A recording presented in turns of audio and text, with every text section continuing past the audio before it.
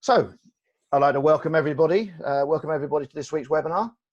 We're looking forward to an informative presentation from Simon Jeanpierre of Fermentis, and his presentation will be followed by a Q&A session, which will be joined by a familiar face to many, Mr. Krishna Rajiv, also from Fermentis. So those of you who all around Asia, I'm sure you've met Krishna at some point or another. Krishna's based out of India, and Simon is based out of Shanghai, usually. We've got about 100 pre-registrations. We're up to 60 now with our attendees. We already have a lot of questions submitted for our Q&A later on, but please, if you have questions, feel free to submit them through the Q&A icon at the bottom of your screen. So during the webinar, you'll be able to use the chat option. But for questions, if you put them through the Q&A, we shall then ask them once Simon has finished his initial presentation. So coming up, we have a couple more webinars lined up. Next week, we shall be doing a webinar on timing and temperature considerations during dry hopping. This will be run by Christina Schoenberger from Bathurst. So that will be at the same time next Thursday. And next Tuesday, we're going to have a Beers Across Asia technical, it's not a technical session, it's just a catch up, a social catch up. So anybody who'd like to join in, jump on our Facebook page. You'll find the Zoom ID on our Facebook page, and you can come and join us. It will start at 4 o'clock Vietnam time, which is 5 o'clock Singapore time, and it would last for 2 hours. Everybody's welcome. Come and join us. So before we start, housekeeping. Simon in a moment will start his presentation. That will be, I think, about 35 to 40 minutes. And after that, we'll have time for a Q&A, in which he'll tackle all of him and Krishna will tackle your questions. Those of you who are new to webinars will notice you can't talk during the webinar. Again, you can use the chat icon at the bottom, or if you have questions, put them through the Q&A icon at the bottom, and we will ask them once the webinar has finished. Okay, yep, and we will be recording the webinar. So now that's explained, let me introduce Simon. Simon Jeanpierre, like so many Belgians, discovered his love of beer in his family kitchen. He holds a master's in chemical engineering and a bachelor's degree in industrial science and in chemistry, and has previously worked for business development of biotechnologies and technical solutions for beer and spirits companies, including SAB Miller in South Africa, where he worked on the improvement of beer stability during aging. Simon now works for Fermentis and is technical sales support for APAC. He supports the sales team within the region. His roles involve technical knowledge linking between R&D and sales. So today he's going to present for us on making the most of your yeast. Over to you, Simon. Thank you, Charles. Thank you for this great introduction and for letting us a chance to talk a little bit more about the yeast handling in a brewery. I'm going to start sharing my screen, opening my presentation. All right, all good. Do you see the screen? Yeah, perfect. So today's topic is going to be making the most of your yeast. As Charles already introduced, I'm normally based in Shanghai for Fermentis APAC team, but at the moment I am kind of stuck in Belgium. But as you can see, I'm surrounded with some beers, though, so I can't complain. This is a picture of my actual office where I'm standing at the moment. It is sunny outside, so it's good. It's a great day. It's a great day for enjoying maybe a sour beer. My favorite beer of the moment is Berliner Weiss, because the sour beers is quite trendy at the moment and it's very refreshing kind of beer. So I'm enjoying a lot of those at the moment. So the agenda for today, what's on tap?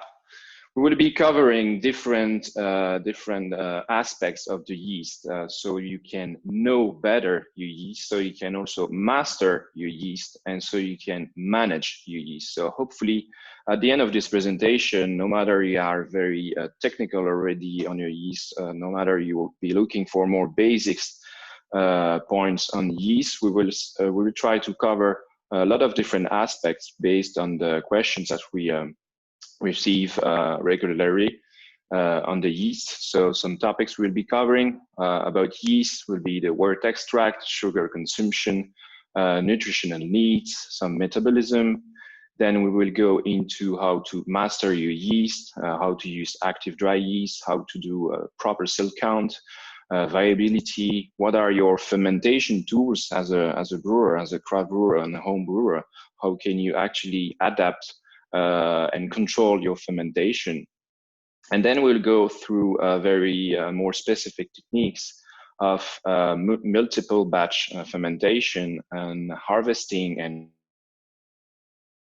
repitching yeast, and then stirring yeast, and then of course a Q&A session if you have any questions by the end of the presentation. So let's start with the basics, the yeast basics, so how to know your yeast at best.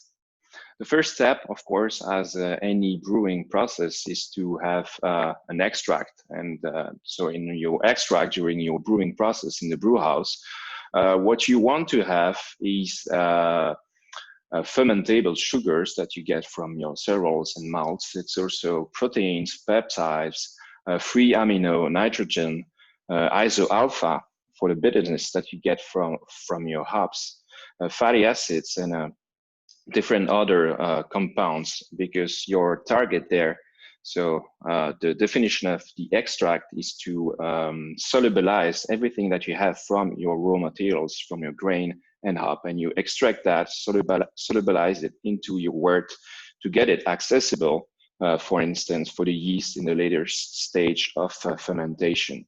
So if we look at a wort composition in terms of ratio, 70% is fermentable sugars. And then we've got the unfermentable sugars, which is 20% of the total wort bill.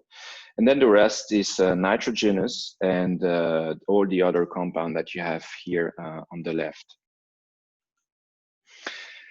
What is very important then to know and to understand about your yeast is that, of course, your yeast will be consuming sugars, but in a specific order. And you might have heard already about sugar repression from glucose, which is the simplest sugar you can find, only one molecules. So if we look at this graph, so on your left, you've got the sugar amount in gram per liter, and then at the bottom is the time of fermentation. And then we've got one curve per sugar, and if you look at the glucose, if you look from 0 to 20 hours, this is actually the sugar that is the first consumed. And if you compare with the maltose curve, which is the blue one, you see that the curve is much steep on the glucose at the beginning of the fermentation because of the glucose repression. Because for the yeast, since it's easier to metabolize simple sugar like glucose, the yeast will of course start with this sugar by facilitated diffusion. Whereas if you want to ferment, if the yeast wants to ferment maltose and maltotriose, then it will have to use a specific process of active transport through the cell membrane. So as a recommendation, we always recommend to have maximum 25% of the total extract being simple sugars. Otherwise, your yeast might not be able to correctly metabolize the other complex sugars afterwards. So now about the yeast needs. So we've seen that you extract a lot of things in your wort from the raw materials, but then what is really useful to the yeast? Of course, as we just saw on the previous slide, fermentable sugars are the most important. But if there is only fermentable sugars and no nutrients and other minerals aside, your yeast would not be able to ferment correctly. So what is really important to have is free amino nitrogen for the yeast multiplication, for the also the diacetyl reduction, but also for the yeast growth and for the yeast membrane. What is really interesting to have is ergosterols and fatty acids. And then for other purposes during different yeast metabolism, we also need minerals, vitamins, and zinc as a cofactor. Zinc has different roles in the yeast metabolism and is acting as a stress resistance. Is also impacting the fermentation performance, and is also involved in the alcohol dehydrogenase processes. So in your yeast, in your active dry yeast, what you already have is ergosterol, fatty acids, and zinc. You have normally enough zincs for 5 generations of active dry yeast. And you have also enough ergosterol and fatty acids for the first fermentation. So why is it so important to have ergosterol and fatty acids in your yeast? So these two compounds are very essential to the membrane functionalities. The membrane cell, the cell walls of your yeast are a little bit like a multitude of gates that are opening to be able to transfer things from the wort inside the yeast, and also the other way around. So it is very essential piece of the yeast, a very essential component of the yeast. And if we look more specifically on the unsaturated fatty acids, so the unsaturated fatty acids, they have a double bond that allow them to have kind of a flexibility as a chemical molecules. And so your yeast is really, really needs that to have a good fluidity and a good permeability in the membrane. And it's a little bit the same for the ergosterol and other sterols. They are a reserve source of energy, but they also play a very key role in the membrane fluidity. And this is a very important factor for a good fermentation, is to have enough of these two compounds. So if the yeast doesn't have these compounds, it will produce it by using oxygen. But in active dry yeast, in the production process, we are able to make sure that these compounds are in enough quantity to run a proper fermentation without the need of using oxygen, because the yeast can actually use the actual reserve that he already has in his membrane. And so that is why for the first fermentation, for your first generation, since there is already enough ergosterols and fatty acids, it is not necessarily needed to have oxygenation from the first brew. But from the second fermentation, because the ergosterol and fatty acids will be used already by the yeast for the first multiplication during the first fermentation, then from the second one, it is advised to use oxygen. So we can also go a bit more into the details in different cases. When should you need to add oxygen, and when should you not need to add oxygen? So it's pretty simple. As I already said, if you pitch one yeast for one brew in one fermenter, and if you take into account the specification for the pitching rate, then you don't need to add oxygen, because there is enough reserve of ergosterol and fatty acids already. But if you want to put 2 brews in one fermenter, and if you pitch the active dry yeast, according to final volume, but everything on the first brew, also in this case, you don't need to add oxygen, because there is enough reserve. But on the other hand, what are the cases where you need to add oxygen into your wort? This is if you want to repitch your yeast, which we recommend for a maximum amount of 5 times. If you also underpitch, then of course for the population growth that you want to have for proper fermentation, then you will need to add oxygen from the second brew. And then if you use a high to very high gravity recipe, then in this case, your yeast will be needing more oxygen than usual. And as a easy way to estimate the amount of oxygen that you need for a good fermentation, you can keep in mind that normally we recommend 1 ppm of oxygen for one plateau. Then if we can look a little bit into a very interesting metabolism of the yeast, and of course a metabolism of interest because it's related to the diacetyl production. The diacetyl, which is a very annoying of flavor, which goes a battery of flavors into your beer. But the diacetyl are actually created by the yeast, but we really see afterwards also consumed by the yeast. So at the beginning of the fermentation, the yeast will have two different metabolism leading potentially to diacetyl by using a 309, which is an amino acid that you have in your wort. And by also using wort sugar, the yeast has a very specific metabolism going through pyruvate and then alpha acetolactate, leading to valine, leucine, and then on the left, leading also to isoleucine, which are essential compounds for the yeast for its growth. And so at the beginning of the fermentation, the yeast, because these amino acids, 309, will be very accessible, the yeast will go through this metabolism. And then the alpha acetolactate will just simply diffuse through the yeast membrane and go inside of the wort. And this is where it starts to be this is where it starts to produce diacetyl, because this alpha acetolactate can actually be easily oxidized into your wort thanks to the temperature. And so you would have at the beginning of fermentation an increase of diacetyl production.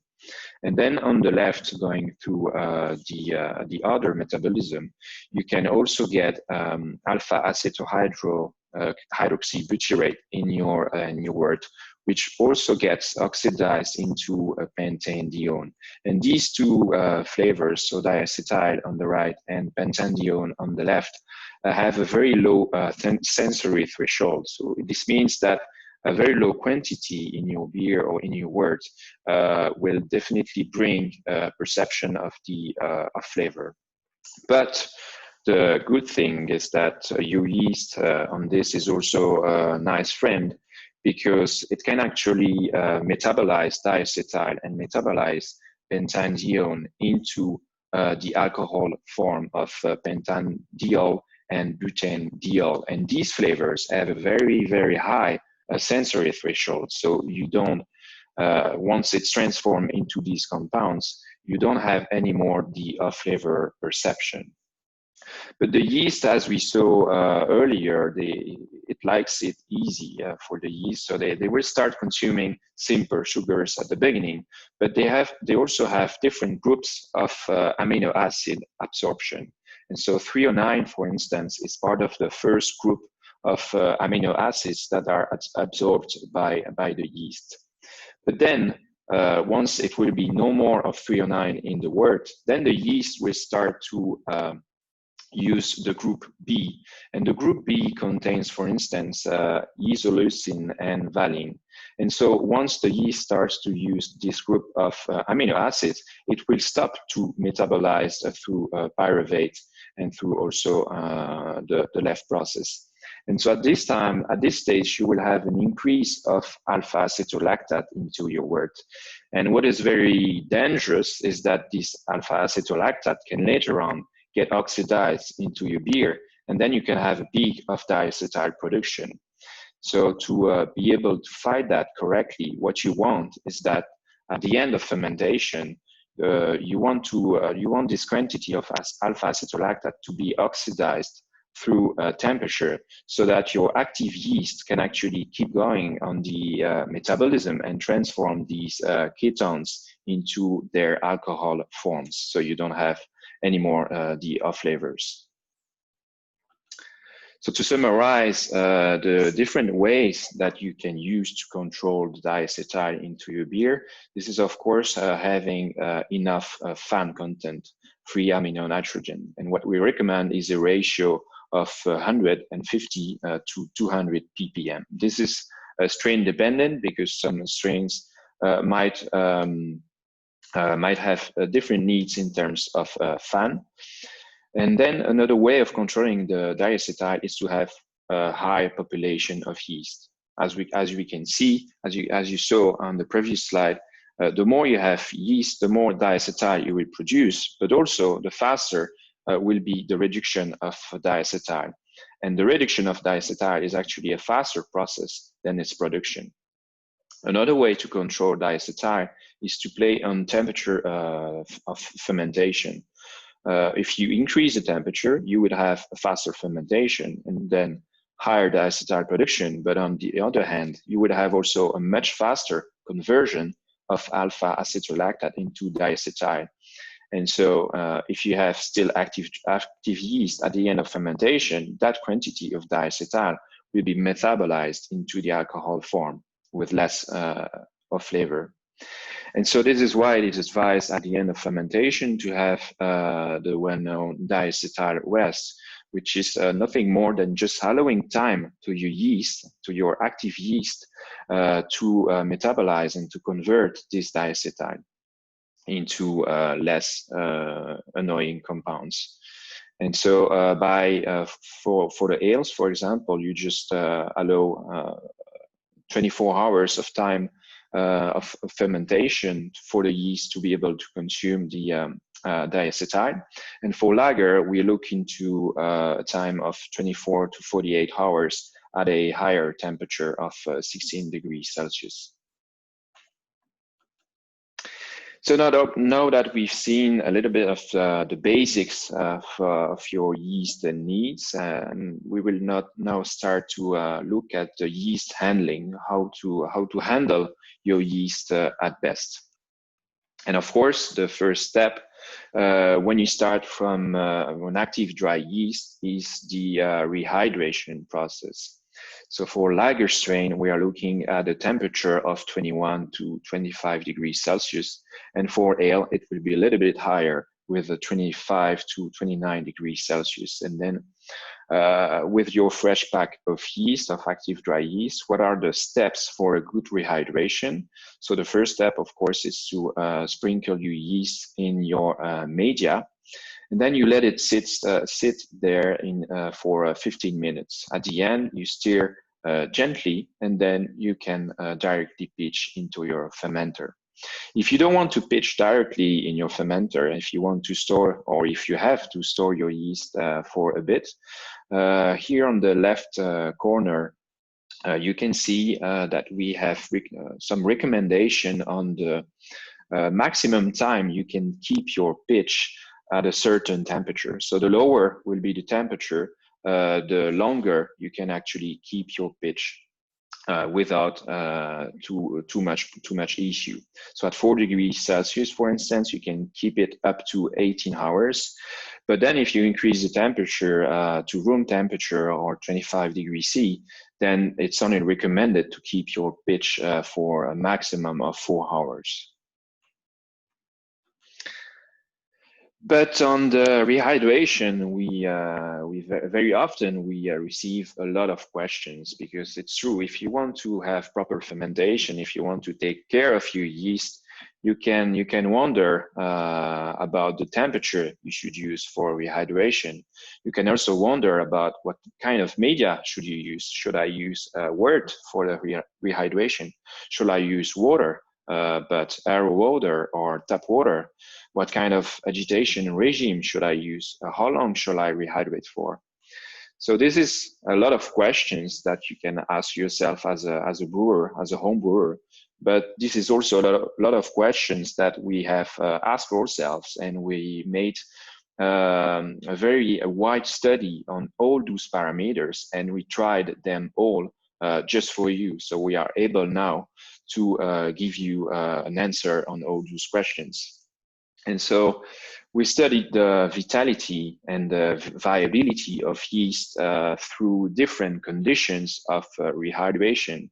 We used also different strains. We used different temperature, different media, different regime of agitation and of rehydration time.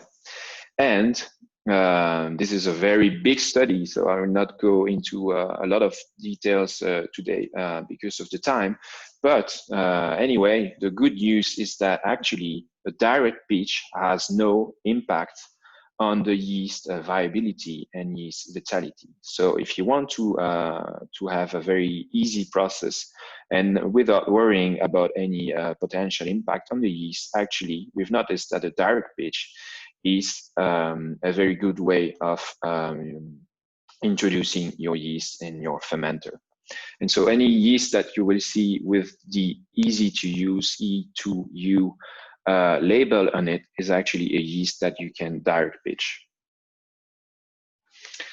So now we will look a little bit the next step after you've pitched your after you rehydrated or your yeast, or if you want to direct pitch your yeast. Next step, of course, is to know a little bit about your pitching rate. And so we have two different pitching rate for two different yeast strains, which are the lager and ale yeast. For lager yeast, you will have always higher dosage, and our recommendation is around 80 to 120 gram per hectoliters, whereas for ale it will be only around 50 gram to 80 gram per hectoliters. And then in terms of optimal temperature of activity, you can see that, of course, for lager yeast, which are Saccharomyces pastorianus strain, and for ale yeast that are Saccharomyces cerevisiae, you have a different optimal temperature. For the bottom fermentation yeast, for lager yeast, it will be cooler temperature with a optimal range of 12 to 14 degrees Celsius. Then for ale, for top fermentation yeast, it will be warmer temperature with an optimal range of 20 to 24 degrees Celsius.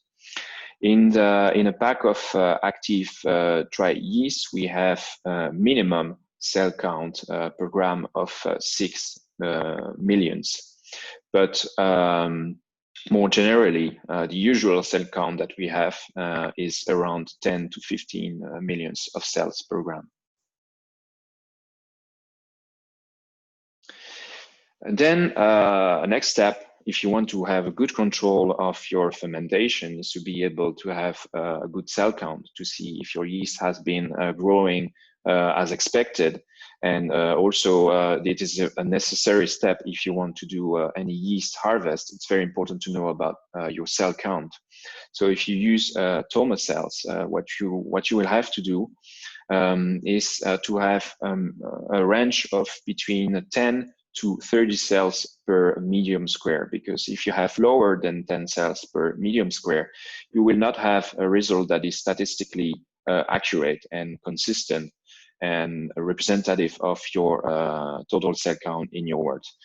On the other hand, if you have more than 30 cells per medium square, then at this stage, it's just too many to count and too many to avoid mistakes. So if you have too many too many yeast cells in your medium square, then at this time you will have to do dilution. So you take 1 milliliter of your wort, you put it with water, the dilution of 1 to the 10, so 1 milliliter of wort, 9 milliliters of beer, and then you look again at your yeast counting. If it's still too high, then you can do another dilution again, and then if it's still too high, if the population is too high, then again you can use another dilution factor.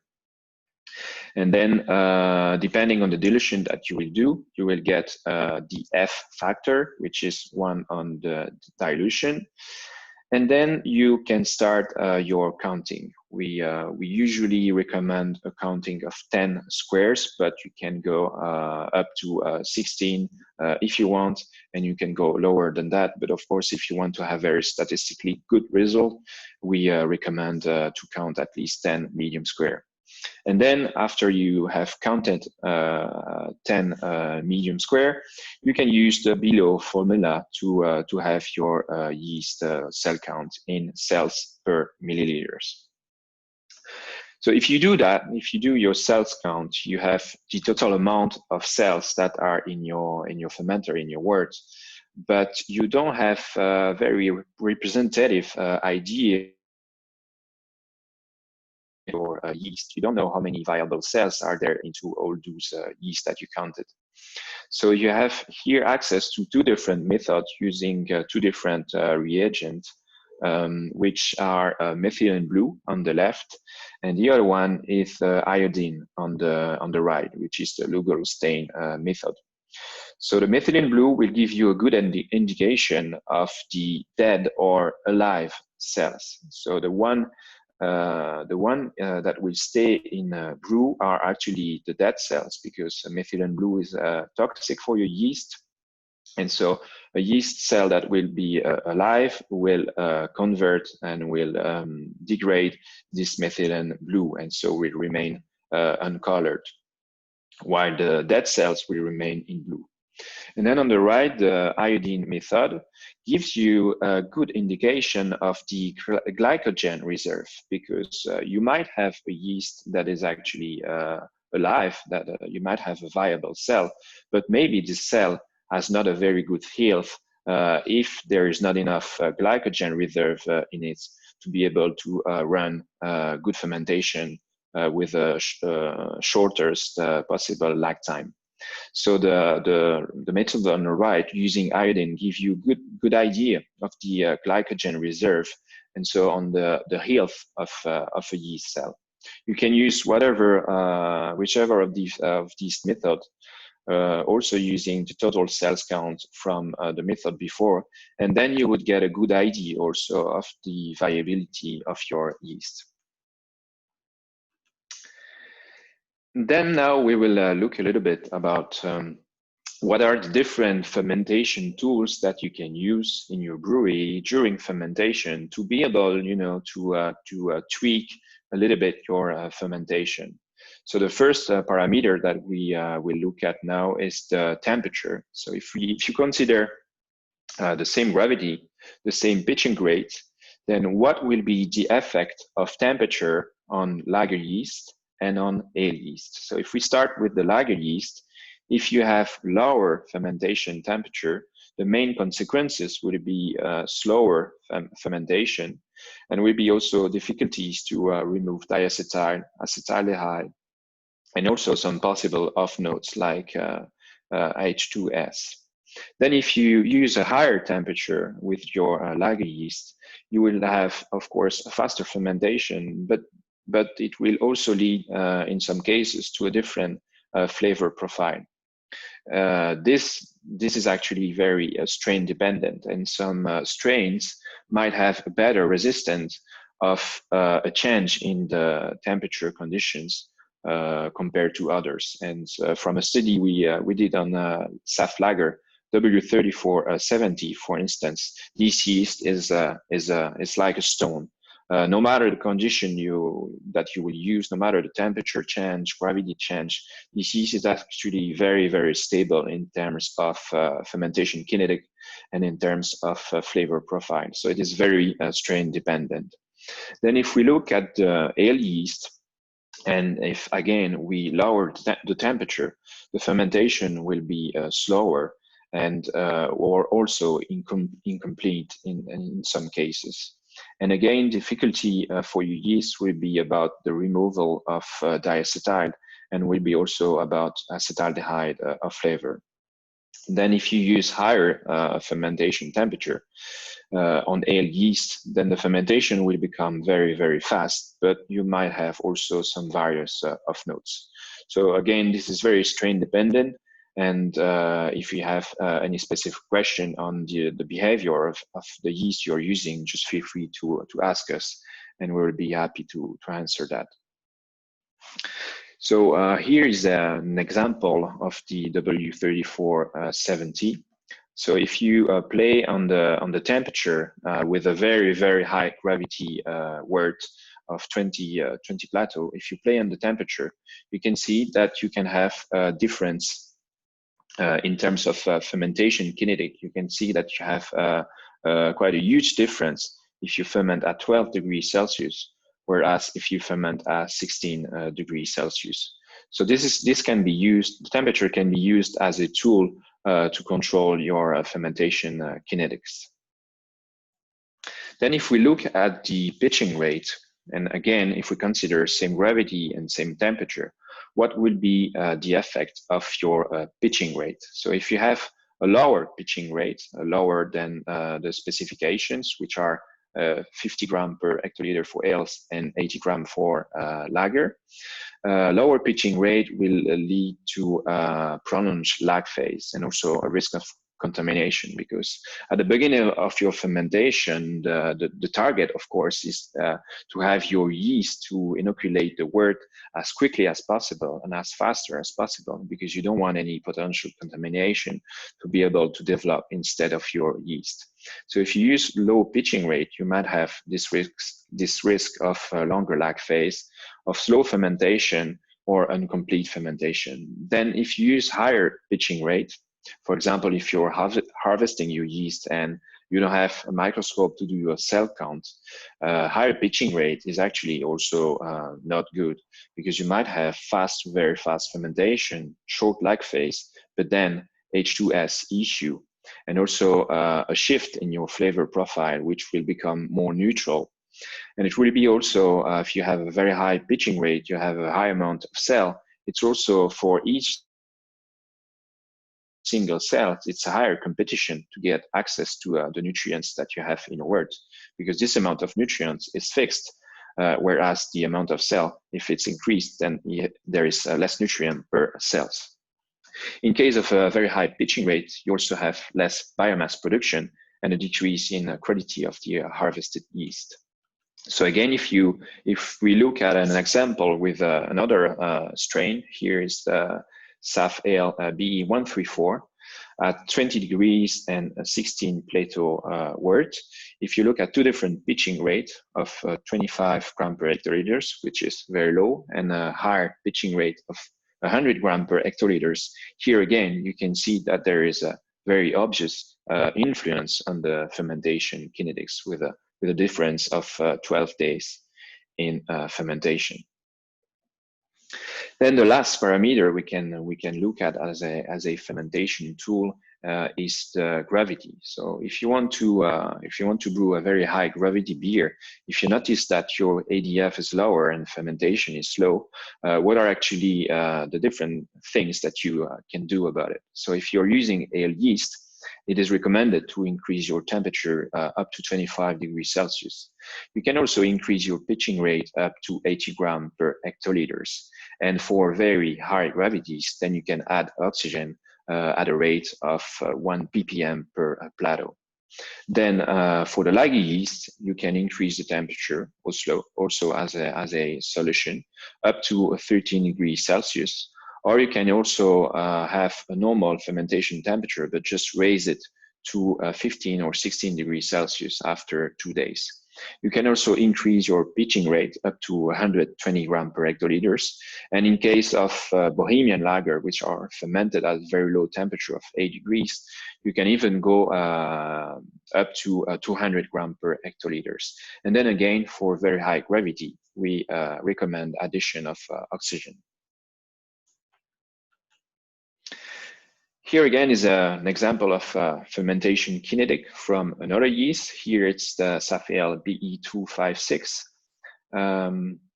at 20 degrees Celsius and a pitching rate of 15 gram per hectoliter. And you can see the influence of the gravity. So in orange, you have the lowest gravity of 12 plateau, and then 16 plateau in gray. And then in blue, very high gravity of 20 plateau. And you can see the impact on the fermentation kinetics. So of course, the higher the plateau, the higher will be the fermentation time. But more or less, there is not much difference between 12 and 16, except for the final gravity, of course. But in terms of kinetics, it is a pretty similar curve. So now that we've seen a few ways to master your yeast, we are now going into more specific techniques of yeast management strategies in order to manage your yeast at best. So you might ask yourself, depending on the size of your brew house, you know, if you have a 10 hect brew house and if you're now increasing your fermenting capacity, you can wonder, okay, what can I do? Should I buy a bigger brew house of 20 hectoliters and then buy a 40 hect fermenter, or can I keep 10 hecto brew house with 40 hectoliters fermenters? And in this case, would I be able to use multiple brews for my pitching in my brewery? So the answer is yes. Of course, the single brew is the easiest way. It's the easiest to do for good fermentation, because you have controlled amount of yeast added to a controlled amount of wort. Very easy. But then if you have multiple brews, then there are a few things that you need to consider. The dosage of yeast will be most of the time, more than 90% of the time, with the dosage of the yeast will be added to the first brew in your fermenter. And then if you use topping up, then it means that you have at least one more brew added into the same fermenter. So the target in this case will be to have a very fast and consistent fermentation. So and also when you will be adding a second brew, the key point will be to have your yeast in its exponential growth for any brew addition you have in your fermenter. So we will look at different special techniques, which are 2 brews in 24 hours apart. It's also called double batch or Daroflassen. Then we will look into the crosening technique, which is the cone to cone, which is one cone to multiple fermenters. And then we will look at the cone to cone technique with intermediate storage. The important parameters that you will need to control when you want to do multiple brews will be, of course, your initial pitching, initial pitch rate, your yeast strain generation cycle, because some strain doesn't have the same generation cycle, so the time between different generation. You will be controlling your temperature, your total number of brew, the frequency between each brew, the oxygen addition, and then finally the wort velocity, because you have to make sure that your wort is well mixed to have homogeneous wort when you pitch your yeast. So here's the first scenario, very straightforward. So you just add one brew into one fermenter.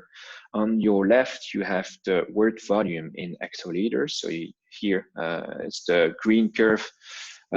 Since we have only one brew, the volume is fixed to 100 hectoliters. And then on the right, and the green navy curve, you have million cells. You have your amount of cells per milliliters.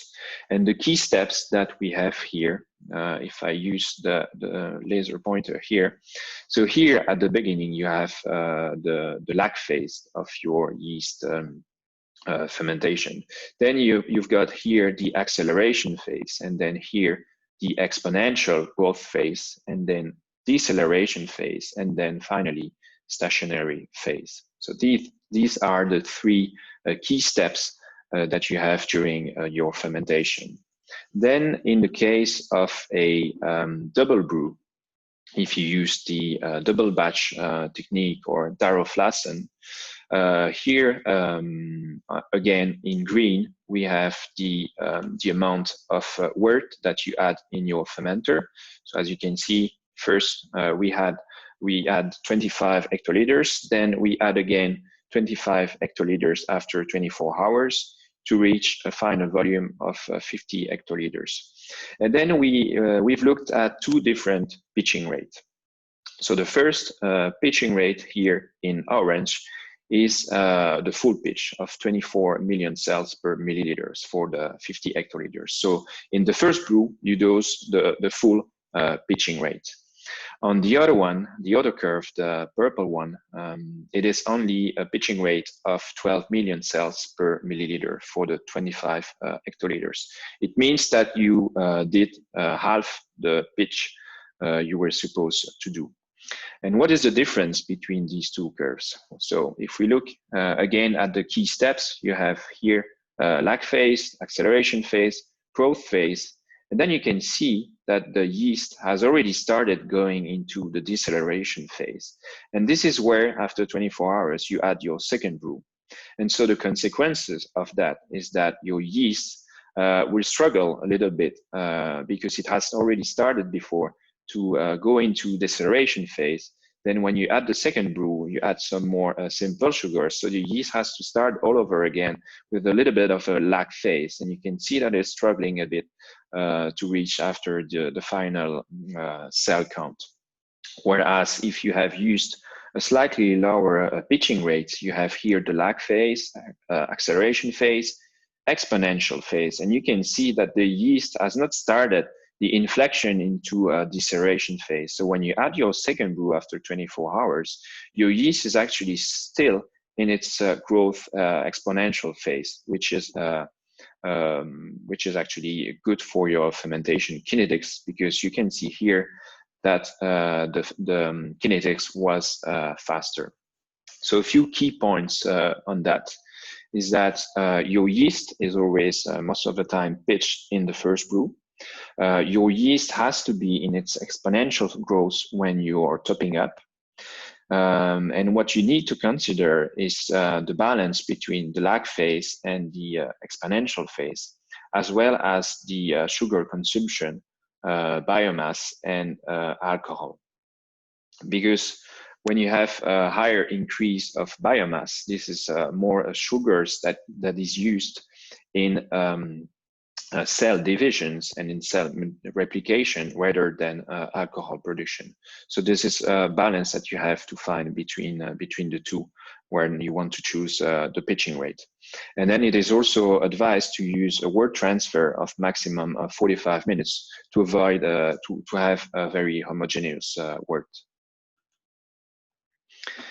Then another special technique is the krausening. It's pretty straightforward. So you start fermenting your beer in one fermenter, and then you use your fermenting wort. So not only the cone, not only the yeast slurry, but here the whole fermenting wort that you divide into different fermenters, and then those fermenters you top them up with your wort. So the advantage of this method is that the yeast is in its most active shape when you are actually dividing into different fermenters. The yeast is in its exponential growth, which is very good in terms of kinetic.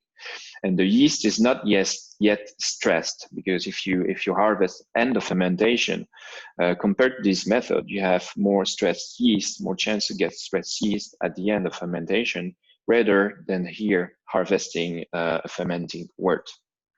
But the downside of this method is that you need to have, of course, the same beer that you want to ferment. So for mainstream beers, it's a method that you can easily use. But if you have lots of different recipes, that might be more difficult to handle. Then another special technique you can use is the cone to cone, either directly from one fermenter at the end of fermentation. So you need to remove, of course, the dead cells, which are the one at the bottom of your cone, and then you want to take this creamy dough that is in between. In your cone. So it's there that it gets tricky, because if you take the powdery one that are at the surface, that are higher in the fermenter, you would then choose a powdery yeast, and so slow sedimenting yeast in future generation. And on the other hand, if you take too low, if you take your yeast cream too low, then you would have overflocculent yeast cells, and so in further generation you would have perhaps some issue of overflocculation. So it's really important to be able to choose to take the discriminant in between. Then when you take it, when you have done your purge of dead cells, you can either transfer directly to another fermenter, or you can have also intermediate storage. But in the case of a storage, what you have to really pay attention to is the temperature, which has to be below 2 degrees Celsius. Then what is also very, very, very important, of course, is going to be your microbiological conditions. You don't want to have contamination there that you would then replicate into other beer, other fermenters. Then if you have, if you start from a very high gravity beer, if you have more than 6% alcohol, we recommend to make a dilution to have between 4 and 6% of alcohol. So your yeast is kind of used to a smaller amount of alcohol and not stressed by a higher amount. Then it's also important to have a very low shear stress agitation, so very gentle agitation. And in the vessel that you would like to use for storage, you need to have a pressure release and release the pressure every day. Because even though the yeast will be very slow in a very slow fermentation stage because of the temperature, you still have some mitochondria present into the wort. So there is still a little bit of fermentation, and therefore pressure release is very important. Then, how much yeast should you collect? It's also a very important data to know, and we believe that active biomass is also important parameters to take into account, and not only the total cell amount. If you remember, when I presented to you a different way of testing the viability, for instance, the glycogen content of a yeast is a very important parameter to take into account, because you want to have a great amount of yeast cells, but what you want to have also is very viable cells. It's cells that are full of health, that are able to start a fermentation with a very short lag phase. So what you'll be looking at when you do your collection harvest of yeast, you need to have a viability greater than 95%, and then you need to target a pitching rate of 5 to 10 million cells per milliliters for ale yeast, and 8 to 16 million cells per milliliter for lager yeast. What you have to consider is that sometimes it might not be very, very accurate, because if you take one volume of yeast slurry, you might have foam, you might have bubbles, and so you might have to adapt your dosage, because you need to take this into account. And then what happens if you over or if you under pitch? The consequences are faster or slower fermentation and lag phase. Poor fermentation yield if you're under pitch, for instance, and then also different flavor profile. Then more globally, some consideration to keep in mind when harvesting yeast. Of course, it's very economical when you don't have any major issue. If you have not too many diversity in your recipe, it's a very economical techniques that you can use to spare a little bit in your expenses, brewing expenses. But then again, pay good attention to your pitching rate monitoring, your accuracy, your cell count, your viability. Those are very important for you to have proper fermentation afterwards. You need to pay attention to the contamination risk. So have very nice cleaning, have very good storing equipment. And also you need to pay attention to potential genetic deviation. So we recommend a maximum of 5 fermentations, because after that you might have some noticeable, too noticeable genetic deviation. Then again, when you harvest your yeast, pay attention to not selecting the powdery or overflocculent yeast expression. And then pay also attention to the beer specific parameters. So if your yeast slurry was in a very high gravity beer, then it is advised to dilute a little bit so your yeast can be ready also for lower alcohol fermentation. But then it goes also the same for the color and the bitterness. It's always advised to go from the lower to the higher, of course. Then some storage condition, as I introduced before with the cone-to-cone technique. You can either send directly to another fermenter, but you can also be willing to store your yeast. So in this case, of course, the best is to have a proper storage tank, like the one on the right, with all the necessary valves, with stainless steel, and so on, to make sure that there is no contamination, there is no harbor for contamination. If you use a plastic bucket, then please make sure that you don't scratch it in the inside, because it can be a harbor for potential contamination, bacteria, but also yeast, and therefore cross-contamination. Then about the storage time, the safe zone is a maximum of 48 hours. But then if you want to go higher than that, and if it's working well, you can go up to 5 days. And I've seen also some studies where you can go up to 15 or 45 days. But then in this case, you need to apply some very good hygiene, and also maybe use some nutrients, special nutrients for the storage. Then in terms of temperature, we advise a temperature lower than 2 degrees Celsius. Because we want to slow down the glycogen consumption, because if your yeast is at too high, stored at too high temperature, it starts to consume the glycogen, and then you would have a big lag phase when you want to start a new fermentation. Limit contamination development, of course, is another key point, thanks to the low temperature. And then to check before using your harvested yeast, what you have to check again is the cell count, viability.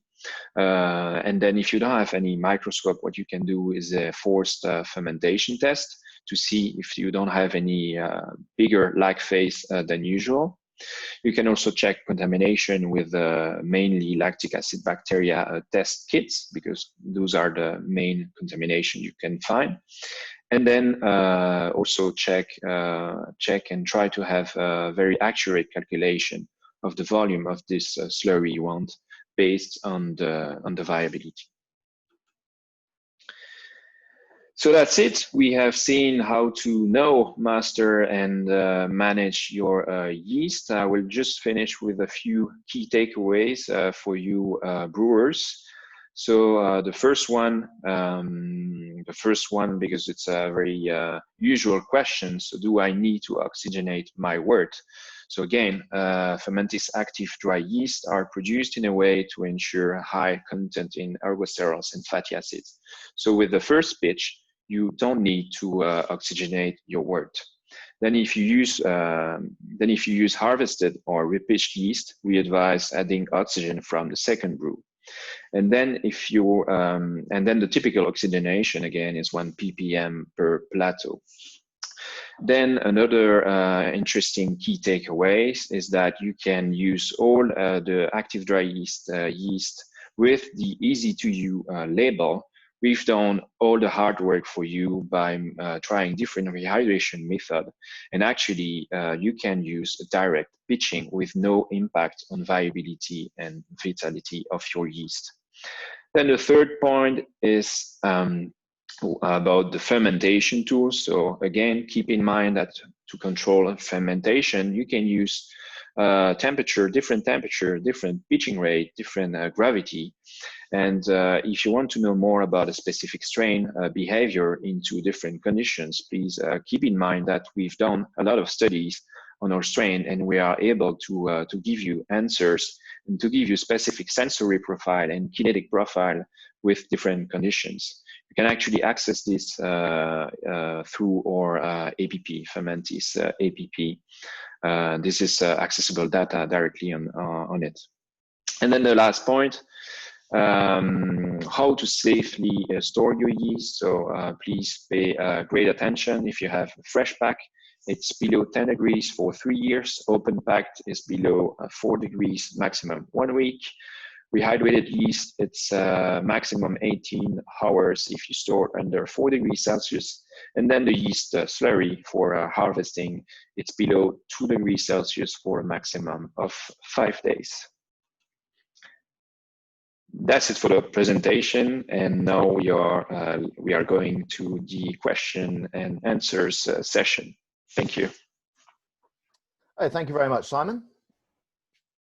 Pleasure. Okay, I'd like to pull Krishna back in. Krishna, can you turn on your camera? And Simon, would it be possible to stop sharing your screen now so we can get both you and Krishna in glorious technicolor? Let's go. Fantastic, great. Okay, well, thank you very much for that presentation. I'm sure it's the brewers have found it very interesting, helping them with their fermentation needs. I see Krishna has been answering quite a few Q&As while you've been presenting. So awesome. Yep. So he's been busy as well. If anybody does have more questions, please feel free to type them into the Q&A, and then we shall then answer them on air now. We'll get going with a few questions that we were asked before the technical session started. First of all, what kind of basic equipment would you need for a laboratory to check your yeast viability? Microscope. Definitely a microscope. Yeah, just a microscope.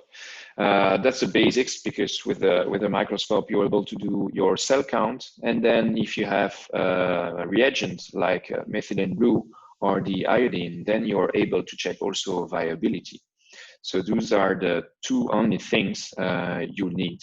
But then if you don't have that, or if it's too expensive, it's just not possible to have a microscope, then what you can do to check about good harvest or not good harvesting is that you can do forced fermentation. So you take your yeast slurry, you take a little bit of your yeast slurry, and then you add it into a wort, and you check for the lag phase. So if your fermentation starts within 5 to 15 hours, it means that normally the yeast slurry that you've been putting into the wort is in a good health state.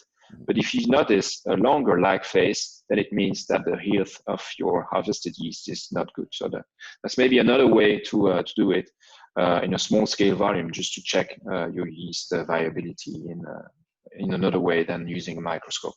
Okay. Chris, is that what you're seeing around the region?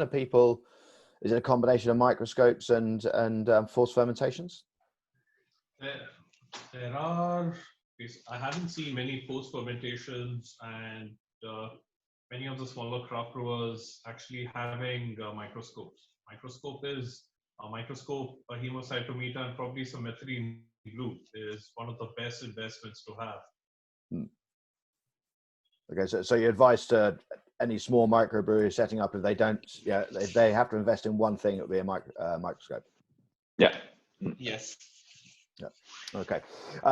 Okay. So how are yeast pitching rates affected when brewers are using pressure fermentation? This question comes from the Philippines. He says, my question being, if I'm fermenting warmer, albeit under pressure, would I be able to get away with using just one 11.5 kg pack of S23 instead of 2? So he goes on to explain, for a typical lager such as Pilsner, I would use Fermentis SAF Lager S23 at a pitching rate of 2 for 11.5 kg packs per 5 to 7 gallons, or 20 to 25 liters. So he's looking at the effects of pressure on the fermentation. Mm-hmm. Does it increase the speed of fermentation? Are there any off flavors? Do you want to tackle it first, Krishna? This is the one that we were discussing, Simon. It's all yours. Yes, but I remember we talked about the temperature and not the pressure. Was it? So what happens at times is when you do end up fermenting under pressure, you're forcing a lot of CO2 back into solution, which does create that just adds on one more level of toxicity for the yeast cells, So high pressure fermentations are not always recommended. Okay. So it could lead to what, off flavors from the yeast and just bad yeast viability. Yes. Okay. But the question was also about warmer temperature and then lower pitching rate, or did I get it wrong? Fermentation. Let me have a look. With a pressure fermenter, you can ferment the same beer with the same yeast at a higher temperature. For example, the same beer I mentioned could be fermented at 20 Celsius as opposed to 11 to 15 Celsius for a lager. So can you ferment a lager at a higher temperature if you are doing pressure fermentation at 3 bar? Yeah, this is what we were talking about yesterday, Krishna, with industrial breweries using this process, because you can actually prevent some of the esters development, because increasing temperature would normally increase the ester amount. But then if you counter with the pressure, then you're able to kind of balance this difference. Yes. Okay. The next question is, I'm interested in the fermentation profile for 34/7 for high, medium, and low ABV beers. Also, the diacetyl rest recommendations, as well as lagering and conditioning. So he goes on to say, I've used it once, but I had a cold room breakdown and had to cold crash in kegs in iced water. I'm very interested in doing more lagers and would like to really understand this yeast. Using the 34. So, yeah, as I quickly introduced during the presentation, W3470 is really a yeast that we qualified as a stone, because in terms of flavor profile, in terms of sensory, no matter the condition you'll be using, even very high fermentation temperature, you don't get any off flavors, and the profile remains very identical to the standard conditions. So if of course this brewer wants to know more about it, he's more than welcome to either ask us for some documents about this specific study that we did on W3470, but it's also accessible through our Fermentis APAC. If he goes into the make your choice tool and then click on one of our yeast strain, and for instance W3470, then there is an access to the different kinetic fermentation kinetics, and also the different flavor profile that have been developed by this yeast strain into different fermentation conditions. So we've tried already low temperature, high pitching rate, low temperature. We've tried them all for you, for the brewers, for everyone, and also for us as a base of knowledge in order to be able to give the best advice to the brewers. So you can definitely come back to us with the specific questions, and we will send him over some studies on this strain. Okay, great. So you're. We can provide everyone with your email, also Krishna as well. I think a lot of people are in touch with Krishna, so yeah. Through both of you for more detailed analysis. Fantastic. What are the most effective techniques to make sure your beer will ferment down to the desired final gravity? And if your yeast is struggling from batch to batch of the same beer, can you add additional yeast to finish off your fermentation? One of the easiest ways to actually make sure that your yeast will reach the final gravity that you have, that you're targeting, is to do a forced fermentation test. So the forced fermentation test is a rather simple test. It's just that when you're done with your brew day, your fermenter is full. All that you have to do is just probably pull out a small amount of wort into a bottle. There's already yeast in it. If you want, you can top it up with a little bit more yeast and leave it on a shaker incubator. If you don't have a shaker incubator, leave it out in a warm area, like in your cellar area, maybe around 20-25 degrees. Just give it a shake once in a while, and in a day or two, the yeast would have completed consuming all the sugars it can use. So at that point in time, you can just measure the final gravity, and you'll know, okay, this is what I can achieve. in case there are certain times when you would plan for, say, something like the yeast, you would want the yeast to finish out at, say, 2-degree plateau, but it stopped somewhere around at 3.4. One thing that you could do is to see that is it the residual sugars that the yeast cannot consume. For example, do you have a very high amount of maltotriose present in your wort? Because not all the strains can completely consume maltotriose. So at that point in time, you would end up doing minor changes, say, in your mash. Probably extend your beta amylase stand, that's your 64 degrees Celsius stress, a little longer to improve on your fermentability. That is one option. In case you've taken yeast from a very high alcohol, a very stressful fermentation, and put it immediately put it into another fermenter, and then you're seeing the yeast struggling. Yes, you could end up.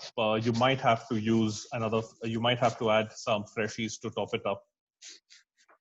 Is there anything else you can add to increase the vitality of the yeast after checking? Anything to increase the vitality of yeast? Yeah. You can also use some nutrients, but then it all depends what is actually what is the cause, of this sluggish fermentation. Could be the yeast health, if it's yeast that has been harvested. Could be also coming from the brewing part, from the brew house. And so, as Krishna said, could be the sugar composition that is different. If you had any issue with your temperature, with your mashing steps, you might have more unfermentable sugars rather than fermentable sugars. And so, of course, your yeast would not be able to finish. But then could be also related to your malt batches, because from one batch to another, you don't necessarily have the same amount of fan. And fan are really necessary, as you saw during this presentation, necessary for running proper fermentation. So could be different causes. And in this case, using fresh new yeast and forced fermentation would give already good ideas. And depending on the solutions, the answers you get, the solutions could be using another yeast strain that would ferment maltotriose, or also using a nutrient and just give a little bit of boost for the yeast vitality. How do you grow your yeast before repitching for another batch? Grow your yeast. Yeah. So once you've taken it off your first batch, how can you grow more of it? Can you produce more from that sample to put into your next batch? How to propagate yeast? Yeah, how do you propagate it? Yeah. Yeah, propagate yeast. And he could be using the different techniques that we've been showing. The krausening technique, where you start with a fermented beer, fermented wort, with the yeast in a very nice state of exponential growth. Then from there, if it fits with the new fermentation and a new brew, he can directly use that, because the yeast will be in a very nice exponential phase. But then, if the brewers wants to store the yeast and then grow it, then it's all about bringing enough nutrient, enough fermentable sugars, and also make sure not stressing the yeast by going too fast in terms of volume. Those kind of information we can go in more details later if needed. But then good nutrients, good sugar consumption, sugar base, and then make sure not burning steps and not going from too small volume to a very high volume. Those are the basics of propagation.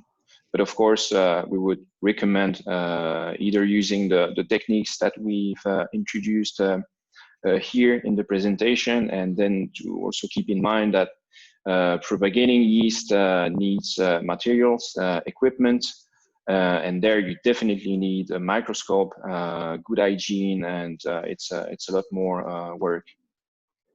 Okay. I think our next question kind of harks back a bit to one we had a couple of questions ago. But if you make a yeast count of your slurry and find out that you have lower than the recommended count, do you top up with new dry yeast or just use a whole new batch of dry yeast?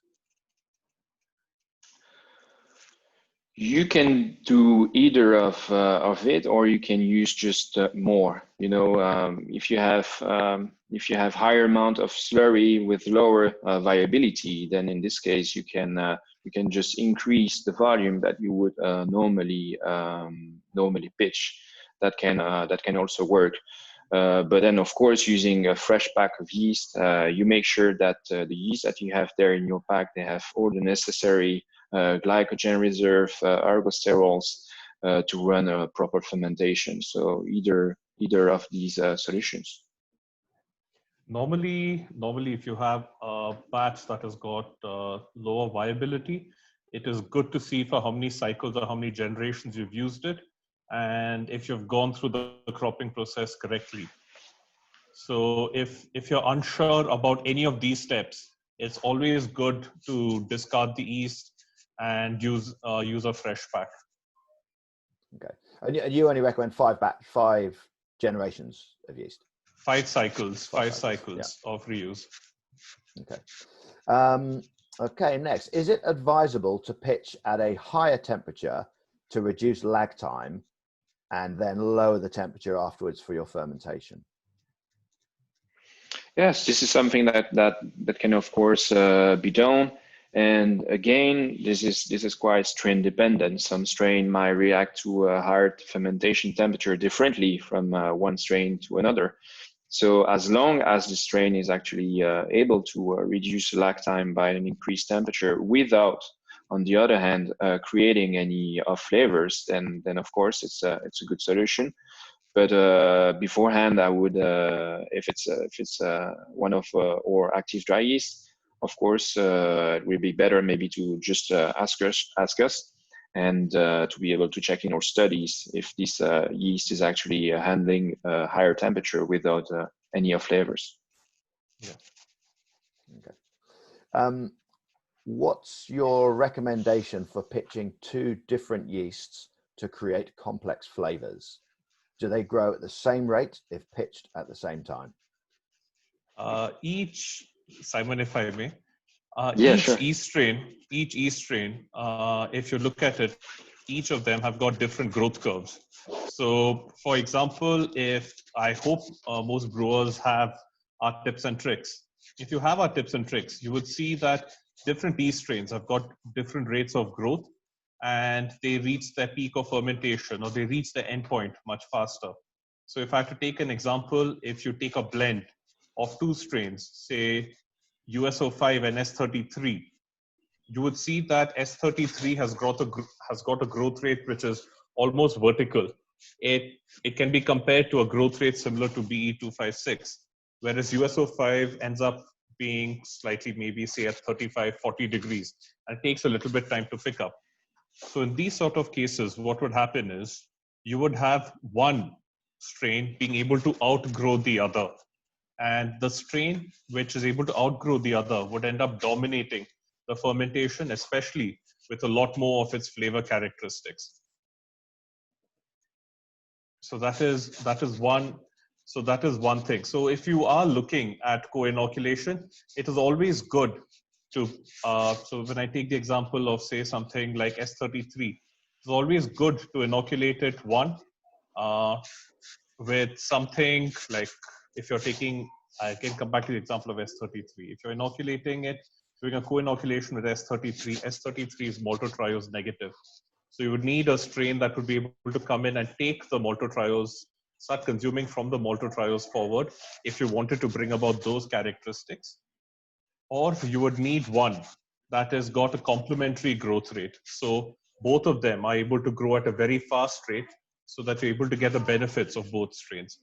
This is slightly tricky, so you could refer to our tips and tricks to see our suggestions in terms of growth rates. in the fermentation curves, but a little bit of it is also trial and error. Okay, so it all comes down to just which yeast you want to use and how you're going to pull the different characteristics out of them. Yes. And I have maybe something to add if one of the brewers wants to produce a sour beer. We have actually some very nice feedbacks of our last bacteria, the Lactobacillus plantarum, that can be used in co-inoculation with other strain to be able to ferment nice sour beer. So this is also something that can be considered. Co-inoculation of bacteria and yeast is also useful for sour beers. Okay. Just going back quickly to the viability question we had earlier. The brewer has come back with it, just rephrasing his question, that if he checked his viability to be around 70% in his slurry, can I increase the viability before repitching it? For example, can he centrifuge to remove the less viable cells? Is there a way to take out the viable cells in order to maintain the viable cells, so you'd have a greater concentration of viable cells? I can start, and maybe Krishna can add up later. But yeast slurry, it's not easy to separate a cells that is alive than a dead cell, except if you would be able to make accounting and to do a methylene blue on all of them and do it manually, because in the yeast slurry it's a very dense environment, and homogeneous. So I don't see any way to really increase this viability by specifically removing the dead cells. But perhaps Krishna has another input on that. No, I would agree with you. So in terms of viability, yes, that some people do say that you could do a wash of, you could end up doing a wash with distilled water, and they say that okay, you would be able to reduce number of dead cells, but it's not always been proven. It hasn't always been proven. So if you've actually counted something with certain amount of viability, it is very difficult to raise the viability up again. So at that stage, it's best just to let it go, start with a new batch. Yes. Or maybe as a try first, if there is no flavors and no too much lag phase, just increasing the pitching rate. And in this case, if the viability is lower, then if I have to take let's say 200 milliliters, then I would take more to compensate the lack of viability. But again, lower viability might lead to some issue in terms of contamination, slag phase, of flavor, and so on. Okay. What is the effect of hard water on ale yeast in respect to attenuation, flavor, aroma, yeast sediment, flocculation? If I only use RO water for brewing with no salt additions or any adjustment, is that okay? And this is specifically with reference to S33 and SO4. So without any addition, any mineral addition? Yeah, so just straight RO water. Could work, could not work as well, because as we've seen at the beginning of this presentation, the yeast strain, they have their own needs in terms of minerals that you get for some of them in the wort, some of them in your water. So you might get the essential one from the raw material, even though you're brewing with RO water. But then in terms of calcium, for instance, which is helping a lot in yeast flocculation, there might be or there might not be some deviation there. And also in terms of flavors, of course, the water profile has a huge impact on the on the brew that you'll be able to produce, on the beer that you'll be able to produce. If a Pilsner tastes like a Pilsner and not the same in Australia with the same recipe, it's thanks to the water and the minerals, and they're playing a huge role in the brew house, also on the enzymatic activities and on the different sedimentation, precipitation process that you have there. So I can't really answer if there will be or no, or if there will not be any differences. It's, I guess it's something you can know by just trying. Krishna, do you have anything to add? I would actually, because one thing is that the entire science of actually adding salt into water is, the entire process is Bertinization.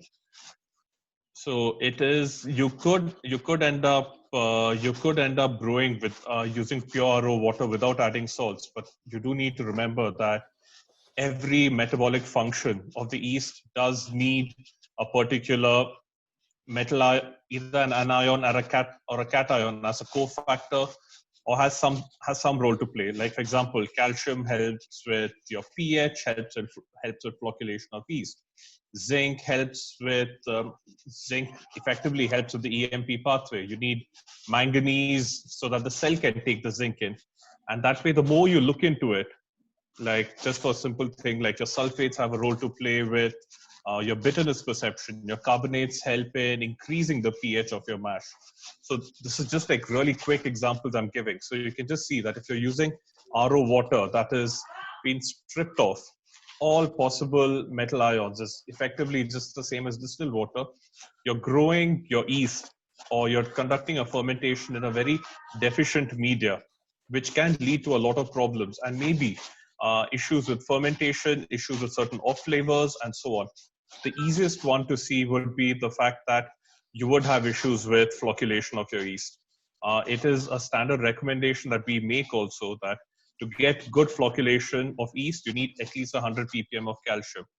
And if you're looking at something like RO water, there is absolutely no calcium in it. So one of the most, that's just giving you one example. So I would strongly suggest that please don't use pure RO water. Go through the process of Bertinization. Add your salts inside. We are here to help you out in case you would need any queries on that. Simon is there, I'm there, but yeah, please don't brew with pure RO water. Okay.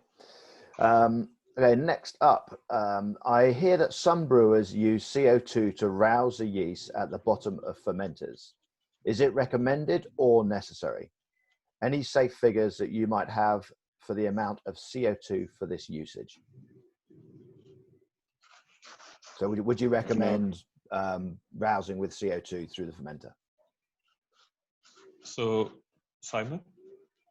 Okay. I have no idea on this question. And what is the purpose? Just to get the yeast in suspension? What would be the... So what I have seen is people do end up rousing, passing CO2 to basically push the yeast into suspension.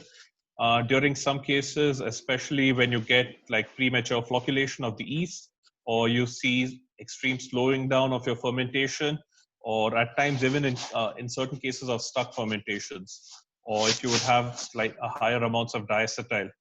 Simon had spoken about diacetyl. If you're able to get a good amount of yeast population back into your green beer, you would be able to reduce it. So yes, rousing is a practice that is used, but is not always used until and unless there is some small problem or small issue. Rousing, normally what is done is you just pass CO2 from the base of your fermenter. It can vary from anything between 10 to 30 seconds. Okay, so just short bursts. Just short bursts. At times, just to be careful, if you're passing CO2 from the bottom of your fermenter, especially if it's a very hoppy style, it can end up scrubbing your fermenter, and you would end up losing certain volatile aromatics that would be present in your beer.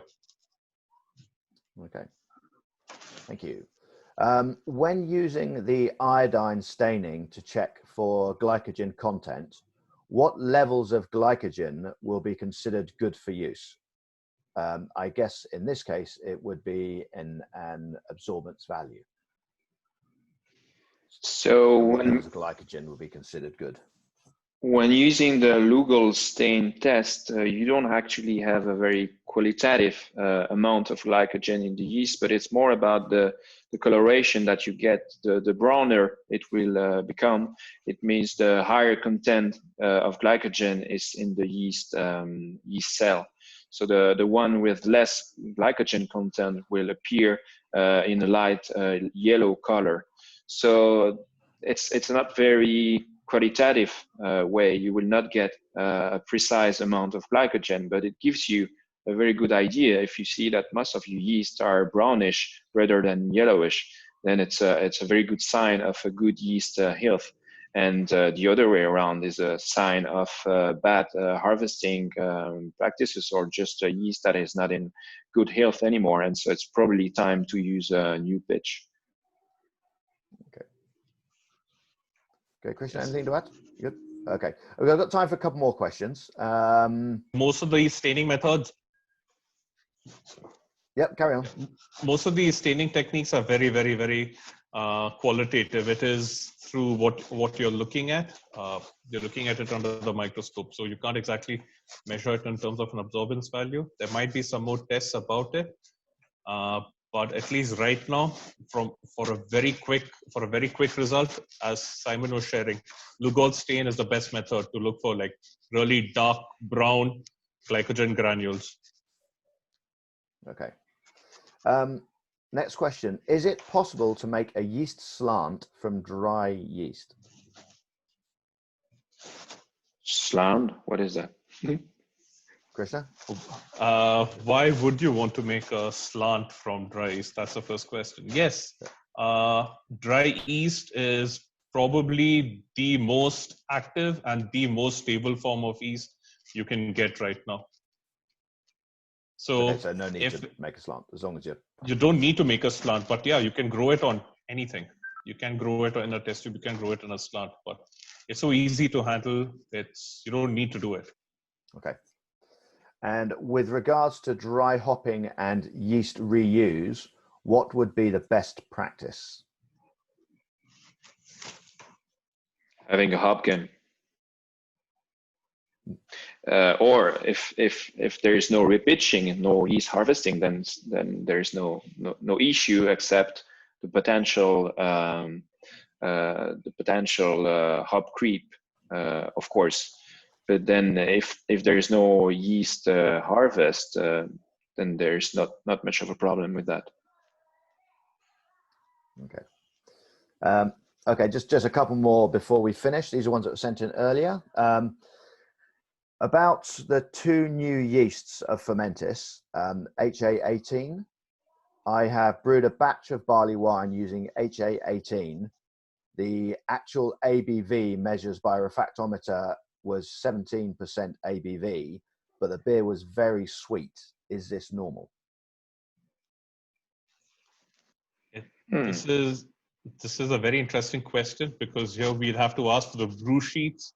We'd have to also find out what were the salts that were used, and what is the amount of residual sugar left inside. Okay, so nothing you can kind of really answer online. You need to go more into depth how he did the brew. Yeah.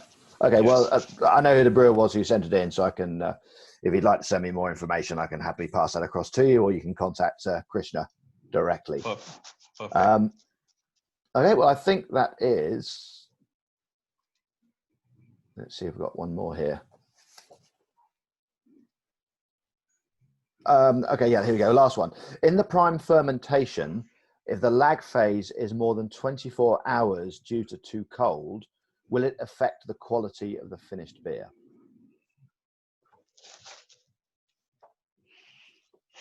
Not necessarily. Not necessarily. If it's only about the lag phase and not a sluggish fermentation the whole way through because of other stresses, might not make any flavor changes, in my opinion. but it's still it's a concern if it takes more than 24 hours though. Then perhaps would be nice to know about the strain the brewer is willing to do that with, and the fermentation temperature, so we can maybe have more detailed information on this. So in our tips and tricks and in most of our handouts also, we do let brewers know that, especially for the lager strains, it could take up to 24 to 28 hours to actually start showing signs of fermentation. So that's absolutely normal. There's nothing to worry. There's no problems with that. Okay, so one more question has just come through. Is it better to remove the yeast after fermentation or keep in the fermenters? What is your recommendation? So at the end of fermentation, it is always good to remove the yeast from the fermenter. So as Simon was suggesting, you're done with fermentation, crash cooler, the yeast settles down at the bottom, remove the yeast. Because if it does end up staying warm for too long, the yeast ends up utilizing its reserve food material. It would end up performing autolysis, or the cells end up breaking down themselves, and it can lead to certain off flavors. So so that's why even many times it's recommended that when you're done with your fermentation, you harvest your yeast, and then once in a while, it's always good to drain whatever yeast that settles down at the base of the fermenter. Okay. Especially. Right. Well, thank you very much, guys. A great presentation and a very good question and answer session. So thanks a lot for that. We'll wrap up the session now. Just down to me to say thank you very much, Simon, for presenting for us. Sure. Thank you very much, Krishna. Thank you to Fermentis for allowing the guys to come and join us online. Our next presentation is going to be next Thursday. We have timing and temperature considerations during dry hopping. That will be presented by Barthas.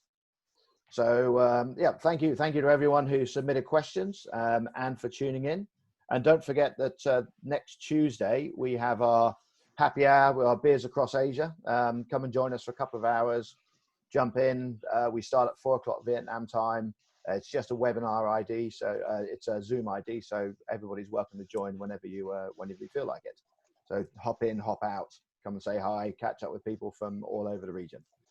So thank you very much once again, Simon. Great to have you with us.